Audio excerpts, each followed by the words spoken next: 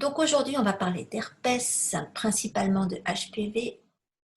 Et tant qu'on est, on va parler de ce qui favorise l'apparition de ces maladies sexuellement transmissibles. Parce que ce qu'il faut rappeler à chaque fois, c'est que il y a énormément de choses qui fragilisent, il y a beaucoup de facteurs qui s'auto-alimentent et qui fragilisent les femmes et qui font qu'elles vont être plus amenées à développer ce type de problème. Alors, c'est vrai que je vous en parle à chaque fois, mais que ce soit vaginite, bactérienne, HPV, herpès, gonorrhée, chlamydia, c'est une réalité qui inquiète de plus en plus parce qu'il y en a de plus en plus qui développent ça et le nombre des infections sexuellement transmissibles a triplé en 4 ans et ça concerne de plus en plus de jeunes. Et surtout, ce qui est difficile, c'est que, bon, bien sûr, ils ont essayé de fourguer un vaccin pour soi-disant protéger les petites, et, enfin les enfants, enfin les ados. Voilà. Mais si on les écoutait, ils feraient prendre ça à des bébés. Hein, bon. Euh, Il y a tellement de facteurs à prendre en considération, je ne vois pas comment un vaccin pourrait régler le problème. Mais enfin bon, il y en a quand même qui sont venus vers moi et qui m'ont dit, voilà, j'ai été vaccinée et pourtant aujourd'hui je l'ai. Et donc là, ce que je vais faire aujourd'hui, c'est vous expliquer comment, encore une fois, c'est comme ce que j'ai fait mardi dernier au sujet du cancer du sein.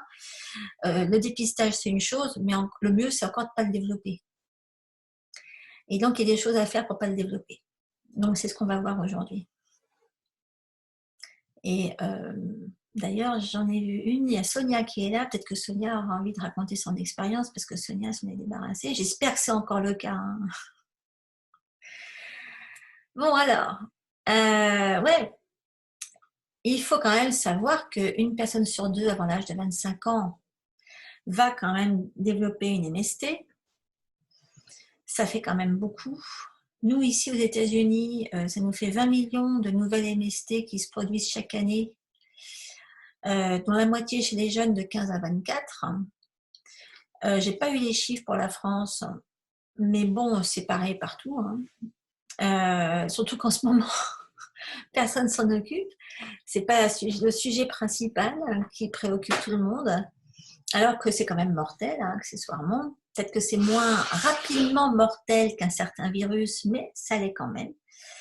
Et il y a quand même une enquête qui a montré que seuls 12% environ de tous ceux qui ont été identifiés comme étant porteurs de quoi que ce soit ont subi un test de dépistage au cours des dernières années. Hein. Il n'y en a quand même pas beaucoup. Il y a énormément de gens qui continuent à contaminer les autres, qui l'ignorent.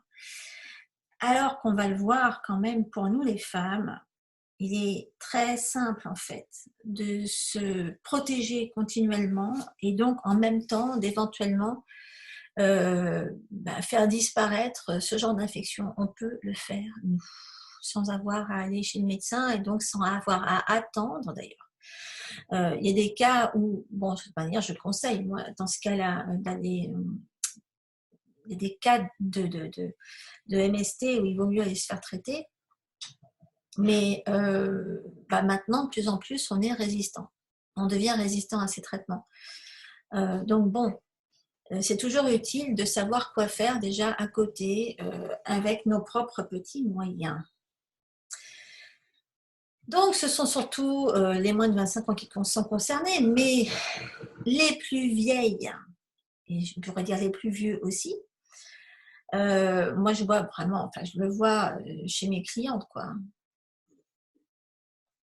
Ouais. Et puis je vois surtout comment réagissent ces gynécos, quoi. Les gynécos, ça me fait hurler. À quel point ils prennent ça, mais par-dessus la jambe. Enfin bon.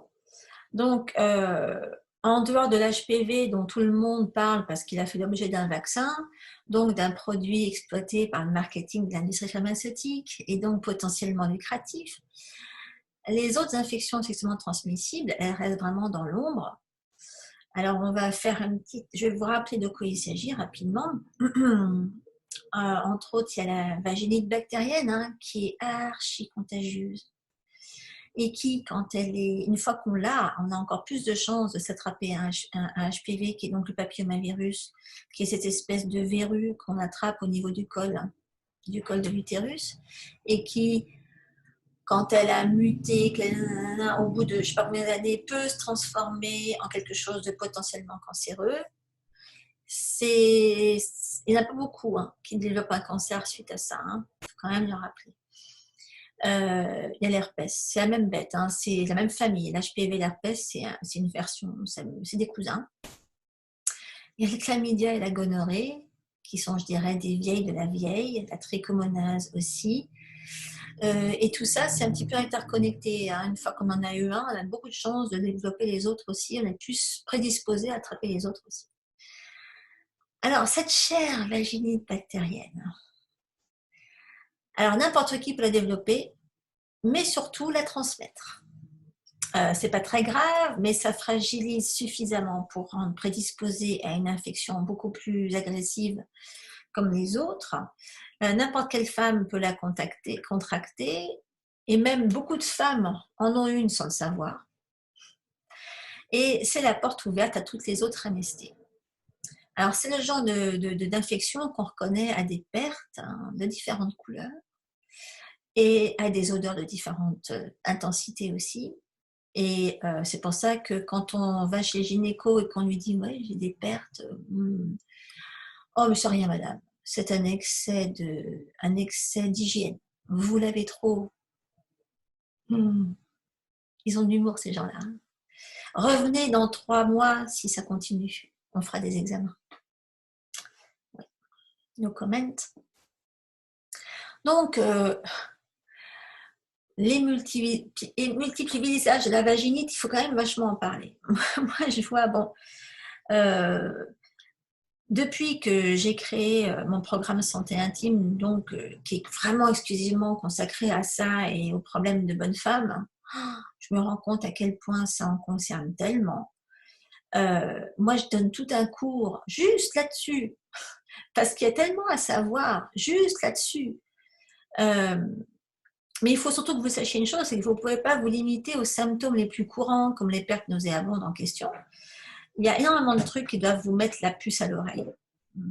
Des trucs de base, suite auxquels vous devez être capable de réagir et d'agir de toute façon, de faire quelque chose, de ne pas attendre qu'un abruti vous dise « vous êtes trop propre, madame, revenez dans 3 mois ».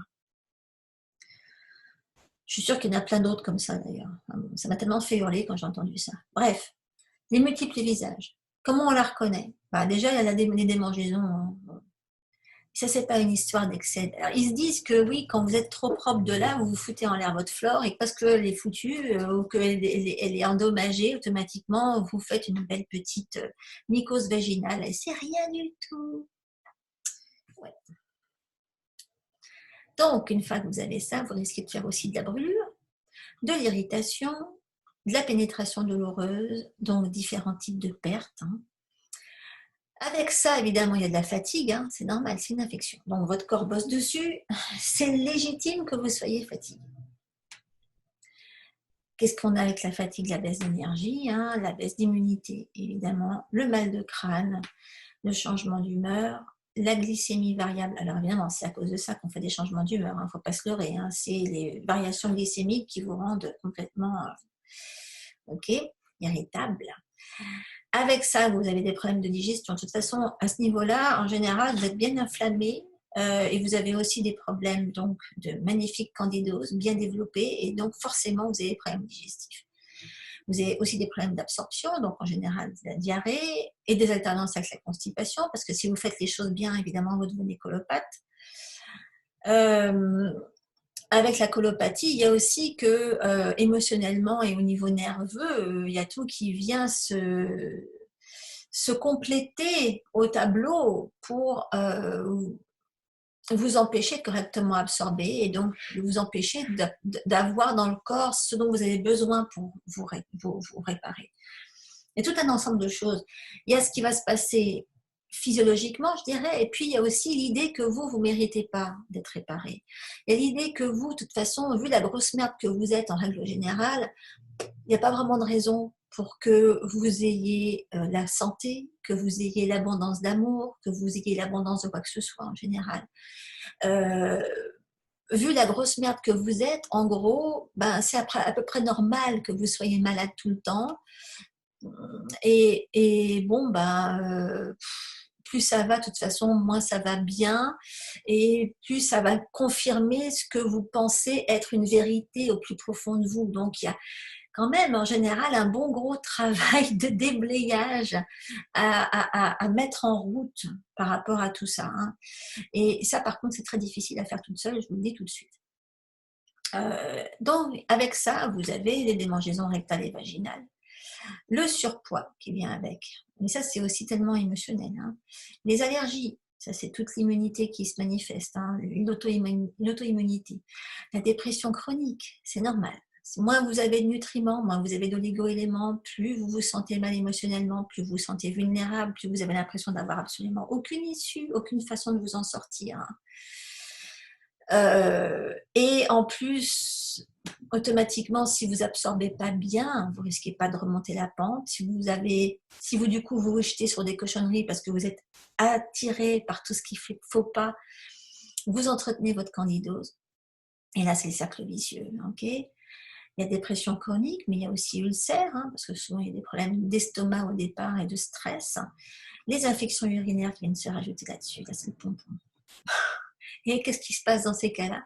Eh bien, vous allez chez le gynéco qui vous donne des antibiotiques. Et ça va encore mieux après. Tous les 15 jours, ça recommence.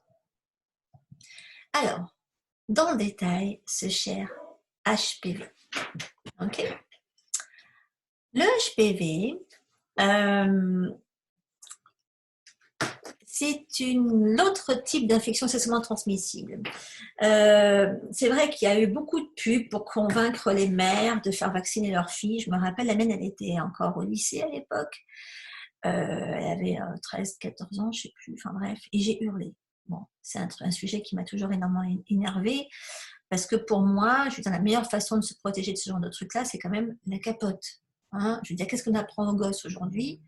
C'est ne pas faire ça sans capote. Si on va vacciner une gamine avec cette cochonnerie de garde d'asile, non seulement elle risque d'avoir des problèmes neurologiques, parce que c'est une plein qui s'est arrivé, mais en plus, pourquoi est-ce qu'elle irait mettre une capote? C'est vrai, après tout, on lui a fait un vaccin. Qu'est-ce qu'elle va aller mettre une capote? Non, il vaut mieux attraper le sida sans capote. De toute façon, elle est protégée contre le HPV, c'est ça? Non, elle est protégée contre peut-être 2-3 sortes de HPV, mais pas contre la centaine qu'il y a derrière. Bref, on ne va pas s'énerver sur le sujet. C'est une énorme fumisterie. Donc, si les gosses faisaient ce qu'on leur demande, à savoir de mettre une capote, il n'y a pas d'histoire, il n'y a pas de problème de HPV, il n'y a pas même de pensée à avoir sur le sujet. Okay, et moi, c'est à cause de ce genre de choses aussi. En fait, il faut savoir aussi que les moyens qu'ils ont aujourd'hui pour gérer ce genre de problèmes sont vraiment préhistoriques. Et ne sont pas définitives du tout, parce que j'ai quand même beaucoup de femmes qui viennent me voir en me disant qu'elles ont déjà été conisées, qu'elles ont déjà été traitées pour la énième fois pour ça, etc. et que ça revient. Hein. L'infection repart. Et là, elles se disent, mais attends, je vais quand même pas me taper ça indéfiniment, ils vont me faire une totale, ils vont m'enlever l'utérus, comme ça ira plus vite. Non, il y a d'autres choses à faire, heureusement. Donc, la mutilation du col, en général, n'a pas servi à grand-chose. Et donc, on va voir un peu plus loin à quel point les huiles essentielles sont plutôt efficaces. Mais il y a encore tout un travail émotionnel à venir rajouter là-dessus, parce qu'il faut encore que vous ayez la conviction que vous méritez de guérir. Ce qui est une autre étape. Mais donc, les chercheurs estiment qu'au moins 80% des personnes sexuellement actives vont être infectées par le HPV au cours de leur vie. Et c'est clair que ce n'est pas les 80% en question qui vont s'en rendre compte, toutes. Hein. Mais du coup, comme ils ne vont pas tous s'en rendre compte, ils vont continuer à avoir des rapports avec d'autres, ils vont les infecter, et donc ça va faire en sorte que le HPV sera responsable d'environ 31 504 cancers chaque année, principalement du col de l'utérus et de l'anus. Voilà. Et encore une fois, rien ne remplace la protection physique. Il faut savoir que la pénétration n'est pas requise pour la contamination. Un contact direct avec la peau suffit. Ok? Je sens qu'il y en a qui vont commencer à avoir des sueurs froides. C'est pour ça que c'est tellement important d'avoir des huiles essentielles à portée de main. L'herpès génital. Alors, ouais, entre herpès et HPV, il n'y a vraiment qu'un fil, hein, parce qu'ils ont en commun le même virus, l'herpès zoster. Hein, c'est la varicelle, hein, c'est Zona, c'est la même bête. Donc moi, je les traite exactement de la même façon. Il y a une huile qui est particulièrement bien pour ça, qui fait tout à ce niveau-là et qu'il faut utiliser. Donc, il est possible de contracter ce virus-là, enfin l'herpès, par contact orogénital. Mais si une personne est régulièrement sujette aux boutons de fièvre, par exemple, elle a sans doute développé des anticorps qui vont la protéger d'autres infections telles que les herpès génitaux causés par la même espèce de virus. Mais c'est encore quelque chose, on pourrait faire plusieurs heures juste sur ce sujet, donc je ne vais pas aller rentrer là-dedans. Si c'est vraiment quelque chose qui est un gros problème dans votre vie, profitez de tous les cours que je donne dans Santé Intime sur le sujet, parce qu'il y a tout. Si vous avez ce problème en permanence dans votre vie, c'est qu'il y a plus que juste l'infection locale. Il y a encore une fois tout ce qui vient derrière en termes de blocage émotionnel qu'il faut impérativement traiter. C'est pour ça que je mets au point des formations aussi longues. Enfin, 6 semaines, c'est pas si long que ça dans le sujet, c'est parce que on ne peut pas juste se contenter d'avoir une action symptomatique et locale. Dans ces cas-là, il faut aller beaucoup plus loin. Hein.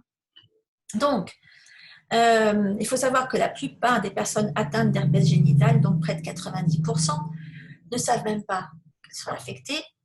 Il y a quelques 140 millions de personnes âgées de 15 à 49 ans qui sont affectées par le VAH, donc ce virus-là, principalement dans les Amériques, en Europe et dans le Pacifique occidental. Mais il y a des prédispositions, hein, donc il faut les connaître, ces prédispositions. Alors, qu'est-ce qui prédispose à l'herpès génital? Une prise régulière de médicaments. Et ben voilà, entre autres. Une nutrition inadéquate. Alors, qu'est-ce que j'appelle une nutrition inadéquate? Et ben, en général, basée sur les calories et pas sur la qualité nutritionnelle, hein, et certainement avec plus de sucre et produits morts que ça ne le devrait, ce qui entraîne une faiblesse immunitaire qui va se généraliser de plus en plus et une accumulation de toxines, hein, parce que plus qu'on mange est mort et dépourvu de nutriments, moins on a les moyens de nettoyer nos cellules, donc on accumule des cochonneries, et c'est quand les cochonneries s'accumulent dans l'organisme qu'il y a un moment où il a un soubresaut et qu'il se dit « Ah, il faut que je sorte tout ça ». Et là, qu'est-ce qui se passe? Vous tombez malade pour que quelque chose se passe, justement, pour que ça sorte. Alors, ça peut prendre plein de formes différentes. Hein. Et il y a beaucoup de porteurs sains qui contaminent des partenaires sexuels qui, eux, auront des symptômes. Okay, mais les porteurs sains, eux, n'ont pas de symptômes. On est bien d'accord. C'est la même chose pour les autres maladies sexuellement transmissibles. En 2015, le taux des 3 principales donc MST déclarables, donc c'était chlamydia, gonorrhée, syphilis, ont atteint un nouveau record. Donc ça veut dire que les quelques 1,5 million de cas de chlamydia déclarés aux États-Unis représentent le plus grand nombre de cas annuels de toutes les infections jamais signalées. Les chiffres en France sont aussi alarmants, pareil. Les jeunes âgés de 15 à 24 ans représentaient 65% des diagnostics de chlamydia et 50% des diagnostics de gonorrhée en 2015. Et chez la femme, la chlamydia et la gonorrhée sont non diagnostiquées et non traitées. Et ben, sont une des plus grosses causes d'inflammation pelvienne et d'infertilité. Hein. Et celles qui n'ont pas eu de salpingite ne peuvent pas savoir à quel point c'est un cauchemar, à quel point c'est douloureux, et à quel point, eh ben, pour s'en sortir indemne, eh ben, faut vraiment avoir énormément de bol, hein. C'est pas évident. Donc, à quoi on reconnaît ces petits trucs-là? Encore à des pertes vaginales. C'est pour ça que les abrutis qui vous disent: «Ah mais vous êtes trop propre madame, revenez dans 3 mois, on fera des tests». On devrait leur virer, leur demander où ils ont chopé leur diplôme de médecine. Bref, il y a aussi des traces de sang dans les urines. Bon, évidemment, tout le monde ne va pas passer son temps à les repérer, ça dans les urines, hein, c'est pas évident. Des symptômes de cystite à répétition. Alors ça, il faut toujours que ça vous... Il faut pas se dire: «Ah bah oui, bah» de toute façon, le problème, c'est que plus vous soignez vos cystites, entre guillemets, avec des antibiotiques, plus ça recommence, hein. Donc évidemment, ça peut prêter à confusion tout ça. Donc cystite à répétition, douleur à la pénétration, saignement et douleur rectale, douleur intense à vous couper le souffle dans le bas-ventre. Pour ce qui est des chlamydia, surtout en particulier quand c'est les comment on appelle ça? Les ovaires qui sont touchés, ça fait méga, méga, méga mal. Donc il n'y a pas de doute, hein, quand vous avez mal comme ça, vous savez qu'il y a un truc qui va pas. La trichomonase, alors ça c'est hyper courant. C'est causé par une infection par un protozoaire, hein, qui s'appelle Trichomonas vaginalis. Et bon, les symptômes varient, hein, là, hein. La plupart des personnes atteintes de ce parasite ne peuvent pas dire qu'elles sont infectées. Qu'est-ce qu'on peut avoir comme parasite en ce moment? C'est incroyable. À chaque fois que je teste, pratiquement à chaque fois que je teste quelqu'un s'il y a des parasites, il y en a. Bon, moi, je ne cherche pas à savoir exactement de quel parasite il s'agit. En général, je teste de quel type d'huile ils ont besoin et ça règle le problème. Mais c'est ça le problème, c'est que en dehors d'aller pouvoir tester énergétiquement quelle est l'huile qui va convenir pour aller traiter ce type de parasite, good luck pour avoir trouver une bonne façon d'identifier ce genre de problème, quoi. La plupart, faut encore tomber sur des gens compétents, hein.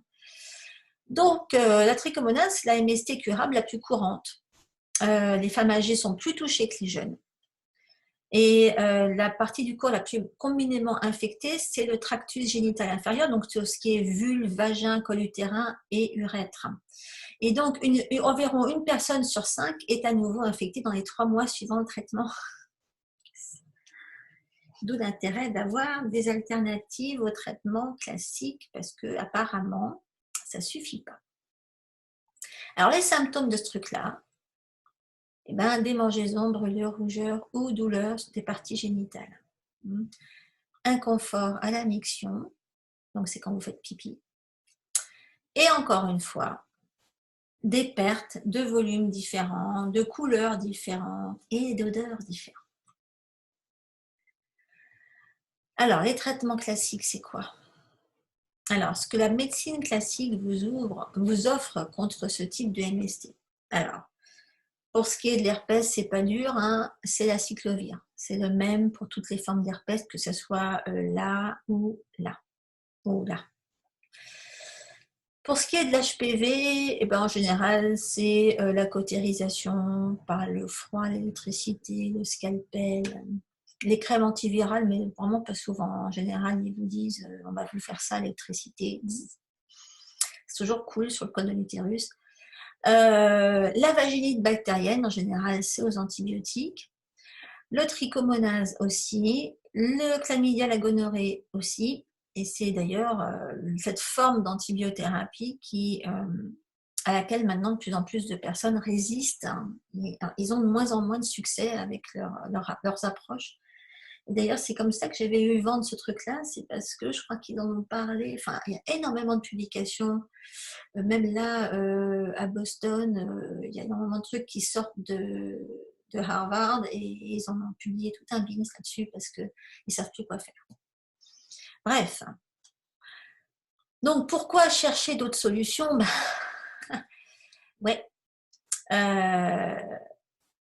Parce que l'épidémie de MST grossit et que on fait de plus en plus de résistance aux antibiotiques. Voilà. Donc, il ne faut peut-être pas attendre non plus que ça nous tombe dessus. Le chlamydia résiste de plus en plus sous antibiotiques. Le HPV peut rester en sourdine dans le corps et se pointer n'importe quand. Vous n'êtes pas forcé de vous en rendre compte. Hein. Et vous continuez à contaminer les gens autour de vous, etc. Et le truc, c'est qu'une fois que vous avez eu une MST, ben, vous êtes beaucoup plus vulnérable et perméable à toutes les autres formes d'infection de ce côté-là. Et vous pouvez en développer beaucoup plus facilement. Et donc, il y a beaucoup de cas d'infection qui n'ont pas de symptômes, franchement, voilà, c'est pas trop comme une maison, ouh, là, t'as un trichomonas. Non, non, c'était une chlamyde. Non, on ne le voit pas. Hein. D'autant qu'en général, c'est bien caché. Chez les garçons, c'est déjà beaucoup plus visible quand ils le trouvent. Hein. Mais donc, la plupart de ces infections-là, elles réapparaissent après le traitement, en particulier de HPV. Heureusement, vous pouvez développer des réflexes. Alors, bah oui, bon, c'est vrai que déjà, si on a l'habitude de se protéger par le caoutchouc, ça aide. Mais ces genres d'infections qui touchent aussi les couples mariés ou les couples de longue durée, enfin tous les couples qui se disent, bon bah ça y est, roule ma poule, moi je risque plus rien, ça fait 30 ans, machin. Ouais, il y a plein de cas où monsieur ou madame a été voir ailleurs, n'en parle pas, prend pas le risque de se protéger, refile des trucs au conjoint qui se doute de rien. Et du coup, il y a de l'autocontamination permanente. Il y a aussi qu'il y a des infections fongiques, des cystites candidosiques, des infections vaginales candidosiques qui sont extrêmement contagieuses et qui font que, encore une fois, au cours des rapports, l'homme et la femme se refilent mutuellement ce type d'infection. Et moi, quand j'ai des couples à qui ça arrive et à qui je dis, non mais vous ne touchez plus là, ça y est, c'est bon, on ne se touche pas tant que c'est pas réglé. Hein. Ouais. Bon, nous les femmes, c'est nous qui avons le moins de symptômes hyper marqués. Bon, en dehors de la vaginite, évidemment, là, en général, on jongle. Pareil pour quand les trompes sont touchées aussi, en général, on se sent passer. Mais donc, on peut attribuer un grand nombre de ces petits trucs-là à un tas de choses qui, en général, passent complètement inaperçues ou ne vont pas nécessairement nous envoyer chez le toubib. Hein. Puis ça nous arrive tellement, nous, d'avoir un tas de trucs. Je veux dire, s'il faut à chaque fois qu'on aille prendre rendez-vous chez le gynéco, puis en plus, maintenant, c'est de plus en plus compliqué, ça on n'en sort pas. Donc, il faut vraiment plus être en état aujourd'hui de prévenir et d'être capable d'agir au moindre doute avec des outils qui agissent à la fois sur les bactéries et les virus. Et c'est là que les huiles essentielles sont tellement géniales. On peut les administrer tranquillement à n'importe quel... Je veux dire, au moindre doute, on peut les faire intervenir et on risque rien. Voilà. Au moindre doute, on peut se dire, bon, là, j'ai quand même un truc, c'est énervant, on va aller se mettre un machin. Voilà. Si vous avez la chance de faire partie de mes élèves, en général, vous avez appris pas mal de moyens pour vous auto-tester, pour vérifier énergétiquement combien de temps il vous faut tel et tel type de traitement, quel genre de truc est vraiment bon pour vous. Donc, c'est génial, vous avez une réelle autonomie. Sinon, il faut que vous tâtiez le terrain et que vous vous disiez, bon, ben, je vais voir. Bon, là où c'est pas évident, c'est que vous pouvez avoir l'impression de ne plus rien avoir du tout et recontaminer votre partenaire qui va vous recontaminer. Enfin, ouais, il faut quand même faire vachement attention. Au moins avec les huiles, vous pouvez tranquillement agir sans avoir besoin d'attendre d'avoir la confirmation d'analyse. Parce que le temps que vous preniez rendez-vous chez le gynéco, le temps qu'il se décide, d'abord il faut qu'il vous fasse les bonnes analyses, ce qui n'est pas toujours le cas. Et ensuite, les analyses, encore une fois, peuvent ne pas être bien choisies non plus et ne pas être correctement... Enfin, il y a eu plein de cas. Il y a plein de cas où il ne faut pas se baser que là-dessus non plus. Donc, vous pouvez vous dire, tiens, j'ai ce genre de symptômes, je vais faire ça et je vais voir ce qui se passe. La plupart du temps, ça fonctionne. Donc, voici comment vous traitez localement avec un mélange à large spectre à mettre au moins 2 semaines. Je vais vous en donner, de toute façon. Vous pouvez le faire, on en reparlera du traitement, mais donc vous pouvez faire quelque chose qui va durer longtemps. Vous pouvez faire des analyses une fois que vous avez, disons que le truc c'est ça, vous vous dites, tiens, je le sens pas, j'ai un truc qui cloche. je vais me mettre au point un petit machin, je vais me l'administrer.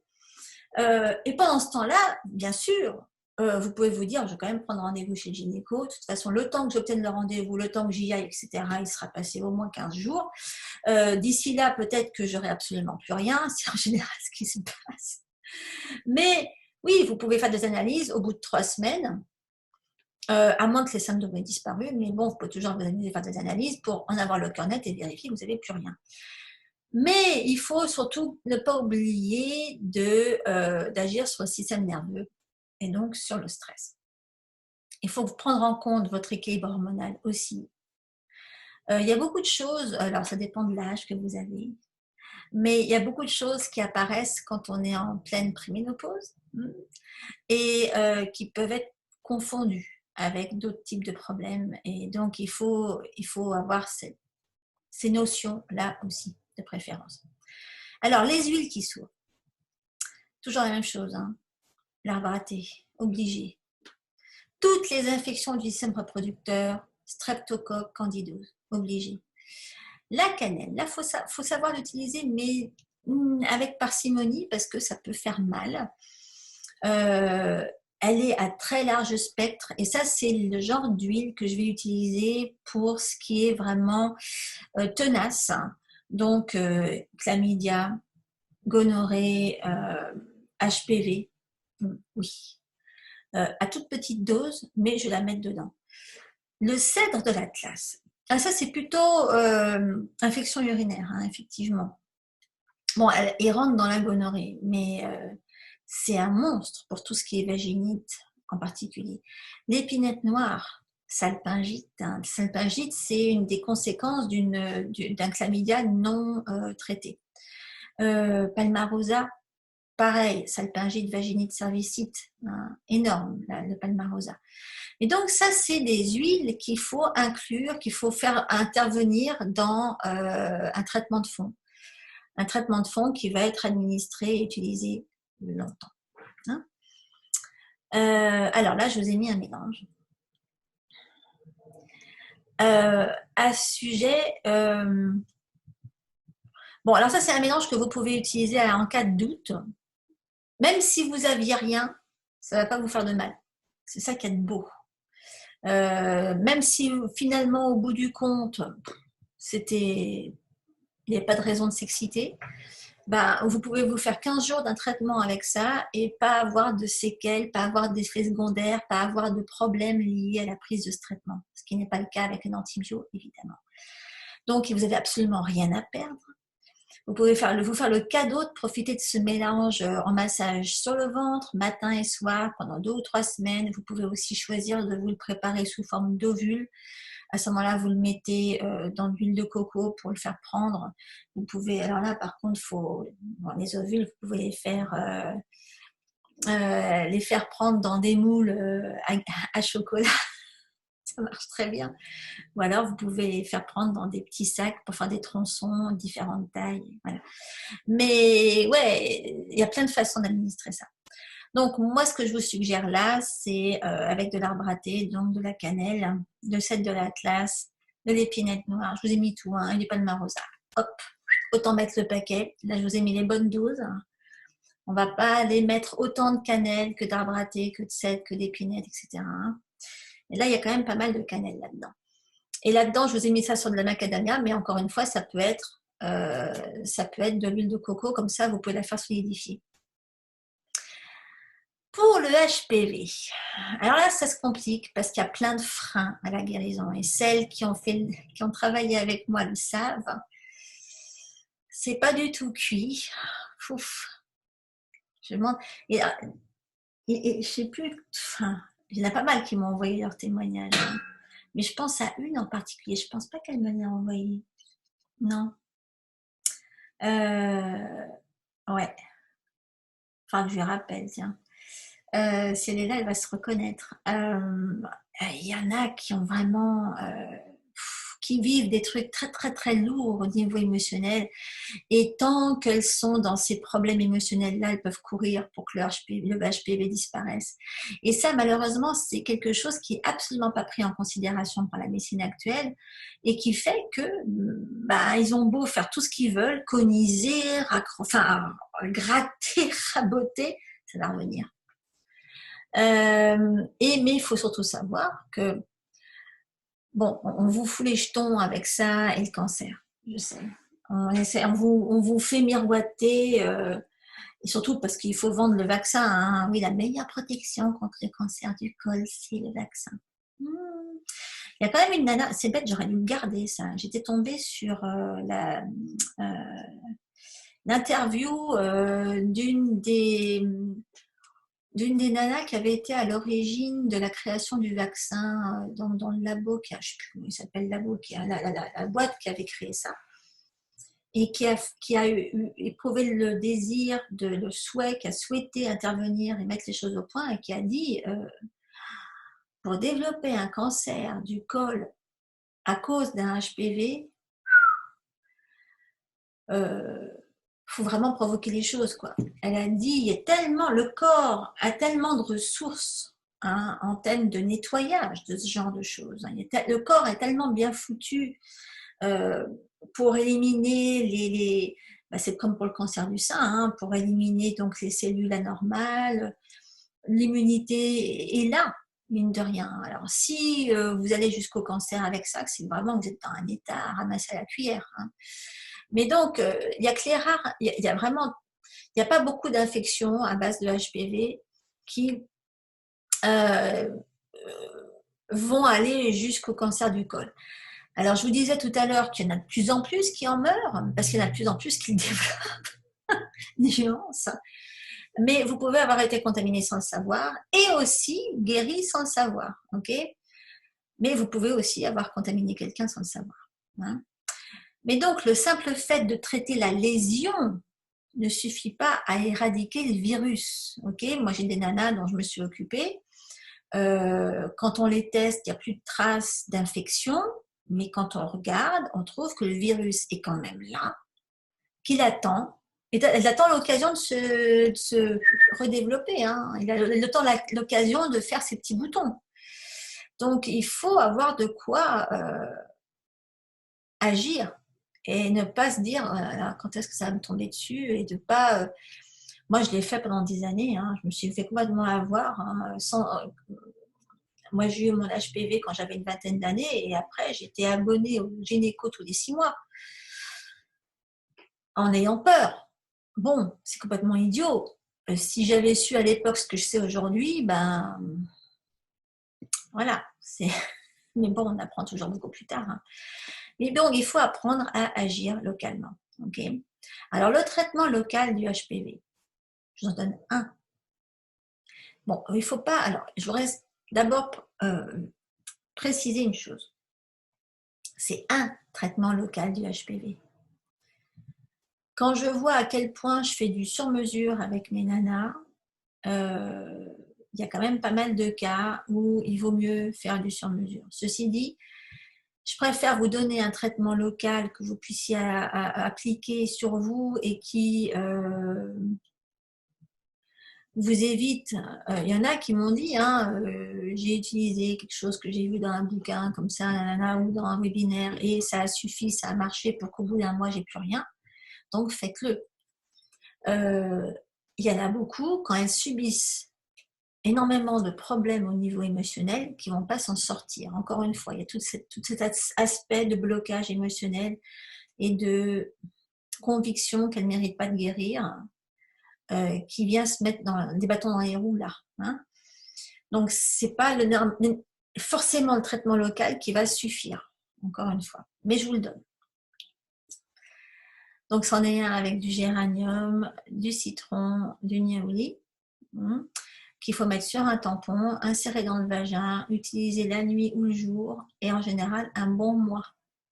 Voilà, un bon mois.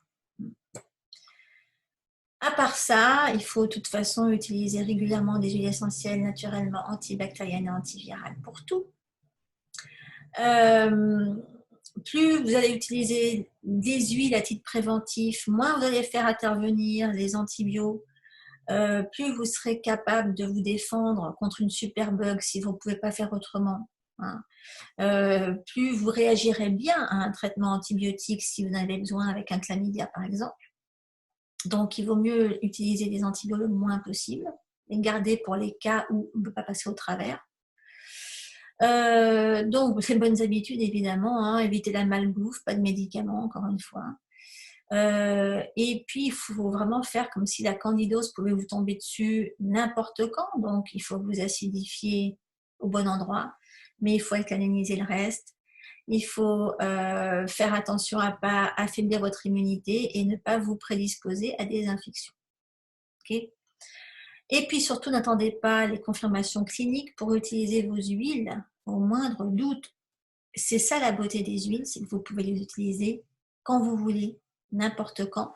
Il n'y a pas de risque et vous pouvez y aller et il faut le faire. Sinon, alors là, ça ne sert à rien du tout. Vous n'avez aucune façon de vous en sortir.